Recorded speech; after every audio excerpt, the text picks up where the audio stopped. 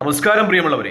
പശ്ചിമേഷ്യയെ സംബന്ധിച്ച് ഏറ്റവും പ്രധാനപ്പെട്ട വാർത്തകൾ പുറത്തു വരുന്നത് എന്തെന്ന് വെച്ചാൽ അത് ഇസ്രായേൽ ടൈംസും ചാനൽ 12 മുതലായ ഇസ്രായേലി മാധ്യമങ്ങൾ റിപ്പോർട്ട് ചെയ്യുന്നതാണ്.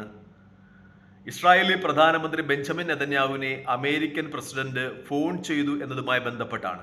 ആ ചർച്ചയിലെ ആ ഫോൺ വിളിയിലെ ഇതിവൃത്തം എന്തെന്ന് വെച്ചാൽ അത് ഇസ്രായേലിനെ സംബന്ധിച്ച് ശുഭദായകമല്ല. ആ ചർച്ച ഇസ്രായേലി പ്രസിഡന്റ് ബെഞ്ചമിൻ നെതന്യാഹുവിനെ ഞെട്ടിച്ചു എന്ന് തന്നെയാണ് ചാനൽ 12ഉം അതുപോലെ ഇസ്രായേലി ടൈംസും അതിനെ ഉദ്ധരിച്ചുകൊണ്ട് ടൈംസ് ഓഫ് ഇന്ത്യയും ഒക്കെ റിപ്പോർട്ട് ചെയ്തിരിക്കുന്നത്. ടൈംസ് ഓഫ് ഇന്ത്യയുടെ യൂട്യൂബ് ചാനലിൽ പോയാൽ നമുക്കിതുമായി ബന്ധപ്പെട്ട വിവരങ്ങൾ ലഭിക്കുന്നതാണ്. ഞാൻ ഈ കോപ്പിറൈറ്റ് ഇഷ്യൂ ഒക്കെ ഉള്ളതുകൊണ്ട് ആ വീഡിയോസ് ഇവിടെ അപ്ലോഡ് ചെയ്യുന്നില്ല.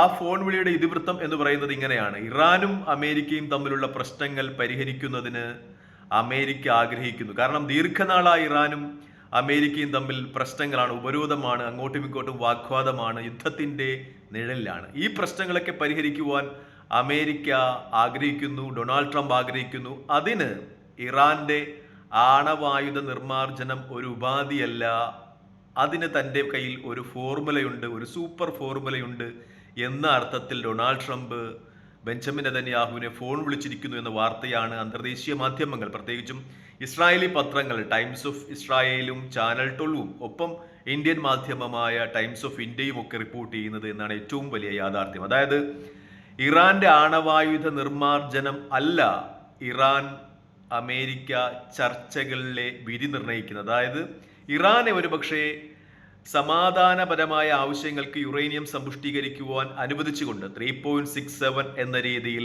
യുറേനിയം സമ്പുഷ്ടീകരണത്തിന് അനുവദിച്ചുകൊണ്ട് ഇറാനും അമേരിക്കയും തമ്മിൽ ഒരു ചർച്ച പര്യവസാനിച്ചേക്കാം, ഒരു കരാറിൽ ഏർപ്പെട്ടേക്കാമെന്നാണ് ഡൊണാൾഡ് ട്രംപിന്റെ ഈ ഫോൺ വിളിയെ ഉദ്ധരിച്ചുകൊണ്ട് മാധ്യമങ്ങൾ റിപ്പോർട്ട് ചെയ്യുന്നത്. അതായത് ഇറാൻ അവരുടെ നിലപാടുകൾ ഉറച്ചു നിന്നു, ചർച്ചയുടെ അന്തിമത്തിൽ വിജയം കൈവരിക്കുന്നു എന്ന സുവിശേഷമായ വാർത്ത.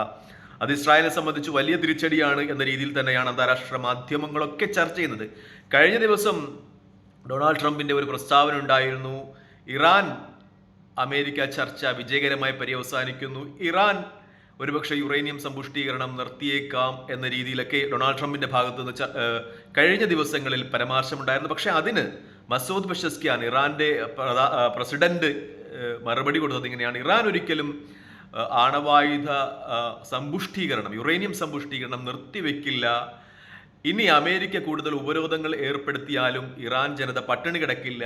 അതിന് ആവശ്യമായ പ്രതിവിധികൾ വളരെ നാളുകൾക്ക് മുമ്പേ ഇറാൻ ഈ അമേരിക്കയുടെ ബഹിഷ്കരണം ഉണ്ടായാലും അതിനെ മറികടക്കുവാൻ ആവശ്യമായ നടപടികൾ വളരെ നാളുകൾക്ക് മുമ്പേ ഇറാൻ സ്വീകരിച്ചിട്ടുണ്ട് എന്ന ഒരു വാദം ഇറാൻ പ്രസിഡന്റ് പെഷസ്കിയാന്റെ ഭാഗത്തു നിന്നുണ്ടായിരുന്നു. അതിനുശേഷമാണ് ഇപ്പോൾ ഡൊണാൾഡ് ട്രംപ് ബെഞ്ചമിൻ നെതന്യാഹുവിനെ ഫോൺ വിളിച്ചതിന് ശേഷം ആണവായുധ നിർമ്മാർജ്ജനമല്ല ചർച്ചയുടെ അടിസ്ഥാനം, അതില്ലാതെ തന്നെ ഇറാനുമായിട്ട് ഒരുപക്ഷെ ഒരു ചർച്ച വിജയം കണ്ടെത്തിയേക്കാം അല്ലെങ്കിൽ കരാറിലെത്തിയേക്കാം എന്നുള്ള റിപ്പോർട്ടുകൾ മാധ്യമങ്ങൾ ചർച്ച ചെയ്യുന്നത്. അത് ഇസ്രായേലിനെ സംബന്ധിച്ച് വലിയ തിരിച്ചടിയാണ് ഉണ്ടാകുന്നത്. കാരണം ഇസ്രായേൽ നിരന്തരം ഇങ്ങനെ അമേരിക്കയെ പ്രകോപിച്ചുകൊണ്ടിരിക്കുകയാണ് ഇറാനെ ആക്രമിച്ച് ആണവായുധം നശിപ്പിക്കുക. കാരണം ഇസ്രായേലിനെ സംബന്ധിച്ച് ആ പ്രദേശത്ത് ഇസ്രായേലിന്റെ നിലനിൽപ്പ് തന്നെ ഇറാന്റെ ആണവായുധ നിർമ്മാർജ്ജനവുമായി ബന്ധപ്പെട്ടിരിക്കുന്നു. ഇറാൻ ആണവായുധ രാജ്യമാകുന്ന പക്ഷം അതൊരു പക്ഷേ ഇറാന്റെ പ്രോക്സികൾ ഹിസ്ബുല്ല, ഹമാസ്, ഹൂതികളുടെ കയ്യിലെത്തപ്പെടാൻ സാധ്യതയുണ്ട്.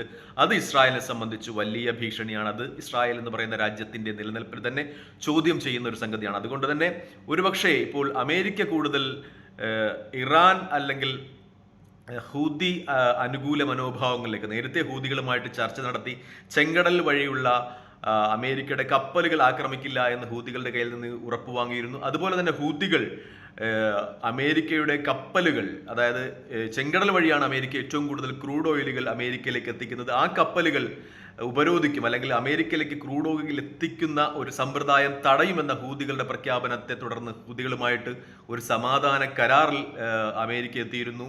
ഒപ്പം തന്നെ ഹമാസുമായിട്ടും ഒരു ചർച്ച നടത്തി ഹമാസിന്റെ കയ്യിലുണ്ടായിരുന്ന അമേരിക്കൻ ബന്ദ്, ഇസ്രായേലി പൗരത്വമുള്ള അമേരിക്കൻ ബന്ദ് ഏദൻ അലക്സാണ്ടറെ മോചിപ്പിച്ചിരുന്നു. ഇപ്പോൾ ഇറാനുമായിട്ടും ആണവായുധ ഉടമ്പടി ഇല്ലാതെ തന്നെ ഒരു സമാധാന കരാറിൽ എത്തുന്നു എന്നത് അമേരിക്ക പടിപടിയായിട്ട് ഇസ്രായേലിന്റെ ചൊൽപ്പടിയിൽ നിന്ന് മാറുന്നു എന്ന ഒരു നിഗമനത്തിൽ എത്തിക്കുകയാണ് അന്താരാഷ്ട്ര മാധ്യമങ്ങൾ. എന്തായാലും അമേരിക്കൻ ജനത വളരെ പ്രത്യാശാപൂർവമാണ് ട്രംപിന്റെ മാറ്റങ്ങളെ ഉൾക്കൊള്ളുന്നതെന്നാണ് ഏറ്റവും വലിയ യാഥാർത്ഥ്യം. കാരണം ട്രംപിന് ആ രാജ്യത്തേക്ക് കൂടുതൽ ഇൻവെസ്റ്റ്മെന്റുകൾ, നിക്ഷേപങ്ങൾ കൊണ്ടുവരുവാൻ കഴിയുന്നു എന്നതാണ് ഏറ്റവും പ്രധാനം. കാരണം അറബ് രാജ്യങ്ങളൊക്കെ കൂടുതൽ ഇൻവെസ്റ്റ്മെന്റുകൾ, നിക്ഷേപങ്ങൾ അമേരിക്കയിൽ എത്തിക്കുന്നു. ആ രാജ്യത്തിന്റെ സുരക്ഷിതത്വം, സാമ്പത്തിക ഭദ്രത കൂടുതൽ യാഥാർത്ഥ്യമാകുന്നു.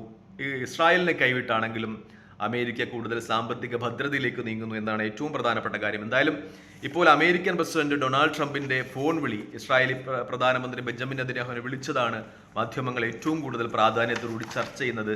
ആ ഫോൺ വിളി എന്ന് പറയുന്നത് ഇസ്രായേലിനെ സംബന്ധിച്ച് പ്രതീക്ഷാദായകമല്ല, മറിച്ച് ഇറാനെ സംബന്ധിച്ച് അവരുടെ നിലപാടുകൾ ഉറച്ചു നിന്നതിനുള്ള വിജയമായിട്ടാണ് മാധ്യമങ്ങൾ ചർച്ച ചെയ്യുന്നത്. പ്രത്യേകിച്ചും ടൈംസ് ഓഫ് ഇന്ത്യയും അതുപോലെ ഇസ്രായേലി ടൈംസും ചാനൽ 12 മലയാളത്തിലെ ചില സംഘ് അനുകൂല യൂട്യൂബ് ചാനലുകളും ഒക്കെ ഇതുമായി ബന്ധപ്പെട്ട വാർത്തകൾ, ABC ന്യൂസ് പോലെയുള്ള വാർത്തകൾ സംപ്രേഷണം ചെയ്യുന്ന നിമിഷങ്ങളാണിത്. നിങ്ങൾക്ക് കൂടുതൽ വിവരങ്ങൾ ടൈംസ് ഓഫ് ഇന്ത്യയുടെ വീഡിയോ ചാനൽ യൂട്യൂബിൽ നിന്ന് കിട്ടും. തൽക്കാലം ഈ വീഡിയോ വാങ്ങണം. മറ്റൊരു വീഡിയോ കാണുന്നവരെ നന്ദി, നമസ്കാരം ചെയ്യുന്നു. വീഡിയോ ഇഷ്ടപ്പെടുന്നുണ്ട് ലൈക്ക് ചെയ്യുക, ഷെയർ ചെയ്യുക, കമൻറ്റ് ചെയ്യുക.